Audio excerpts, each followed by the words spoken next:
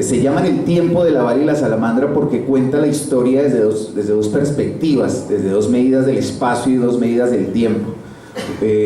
Uno de ellos es el tiempo de la bala, que es un recurso literario para explicar, para ilustrar, describir, desgranar el resultado de algo más de 2 años de investigación acerca de los hechos que rodearon, los móviles que rodearon el secuestro, tortura e intento de asesinato de un dirigente sindical de esta organización.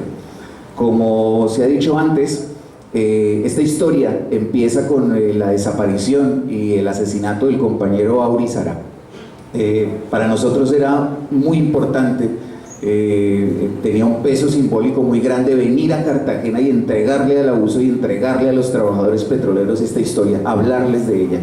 Empieza con la muerte de Auri Sará y las acciones temerarias, valientes, aguerridas que realiza la Unión Sindical Obrera para intentar salvar su vida. Esto es una mezcla, este libro es una mezcla de crónica y de novela, porque los hechos que rodean cada día el accionar de la Unión Sindical Obrera son lo suficientemente increíbles como para producir una novela. Y es eso lo que resulta, digamos, desde el punto de vista literario importante en esta historia, que tiene la suficiente complejidad y los suficientes rasgos esquizoides y fantásticos para construir una novela con ellos. También cuenta la historia desde un segundo tiempo, desde un segundo espacio, que es llamado el tiempo de la salamandra, el espacio de la salamandra, que es un recurso literario para explicar esos mismos hechos desde el punto de vista de la psiquis de la víctima y de los que intentaron asesinarle. Esta historia está montada sobre 2 ejes, sobre 2 grandes grupos de datos. Uno de ellos es la investigación acerca de quiénes estuvieron detrás, quiénes financiaron, quiénes pagaron por la operación, por esta operación, quiénes ordenaron este asesinato, y la historia contada sobre los perfiles psicológicos de la víctima, del compañero Gilberto y de los que intentaron asesinarle. Y por supuesto el libro hace parte de esa denuncia cuyos datos, cuyo peso es espeluznante acerca de la gravísima implicación de funcionarios de Ecopetrol y de la British Petroleum en este intento de asesinato.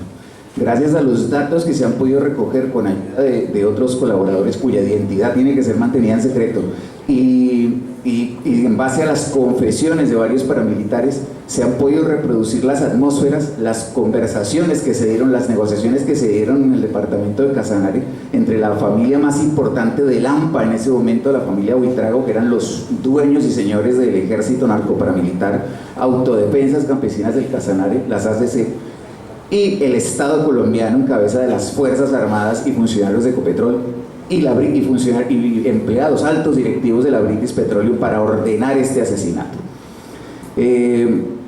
Es importante decir que, y esta novela lo ilustra, que el calibre de los enemigos a los que la mítica Unión Sindical Obrera se ha enfrentado a lo largo de estos 90 años es tremendo, es terrible. En este caso concreto, en esta radiografía que se hace en el tiempo de la bala de salamandra, este breve periodo de la historia de este sindicato, se muestra las conductas verdaderamente trastornadas y sádicas que tuvo concretamente ese ejército paramilitar y las Fuerzas Armadas para atacar a este sindicato. Y además esta historia plantea un análisis nuevo acerca de por qué se implementa esta violencia. Explica claramente cómo las acciones del sindicato para intentar salvarle la vida a otro compañero, para intentar proteger históricas conquistas, tienen como respuesta pues acciones absolutamente premeditadas, planeadas, que solo pueden salir de organizaciones, de sujetos colectivos con unos niveles de trastorno muy importantes. Plantea esa perspectiva relativamente nueva en análisis del porqué de la violencia narcoparamilitar contra el movimiento sindical. Para mí escribir esta historia es motivo de orgullo, es un honor, es muy emocionante venir a Bogotá, a Barrancabermeja y a Cartagena, encontrarme con viejos amigos que me conocieron siendo niño y encontrarme con dirigentes sindicales nuevos. Para mí ha sido como un viaje a mis raíces. Yo vivo hace muchos años fuera del país, trabajo fuera del país hace muchos años y escribir un pequeño periodo de la historia de esta gran organización y venir a entregar este trabajo es algo que me llena muchísimo de emoción. No existen muchas organizaciones con las características de la Unión Sindical Obrera en el mundo. No hay muchas organizaciones con una claridad política, con tal claridad política. No existen muchas organizaciones con 90 años de vida y que hayan soportado todas las formas posibles de represión política. Asesinatos, amenazas, destierro, montajes judiciales. Son pocas las organizaciones en el mundo que pueden decir eso, que pueden decir que después de tales ataques, de tal campaña de guerra a lo largo de tantas décadas, hayan sobrevivido y hayan mantenido sus principales conquistas y continúen adelante y formen ciudadanos. Esta no es una organización que simplemente forme dirigentes para proteger derechos laborales durante un periodo de años. No, esto es una escuela de ciudadanos. Aquí se forman ciudadanos para proteger derechos, para defender derechos, para construir sociedad. Y eso es algo que diferencia ampliamente a la Unión Sindical Obrera de cualquier organización de su tipo o cercana en el mundo. Y este libro es un homenaje a todas estas cosas. Quiero por último, no me quiero extender, sé que ustedes vienen del trabajo, quiero por último decir dos cosas. El lema del abuso en sus 90 años ha sido abuso de 90 años construyendo soberanía y dignidad. Una de las razones por las cuales es importante reconquistar el lenguaje, reconquistar la cultura a través, por ejemplo, de la literatura para contar nuestra historia, es porque esa historia nos pertenece.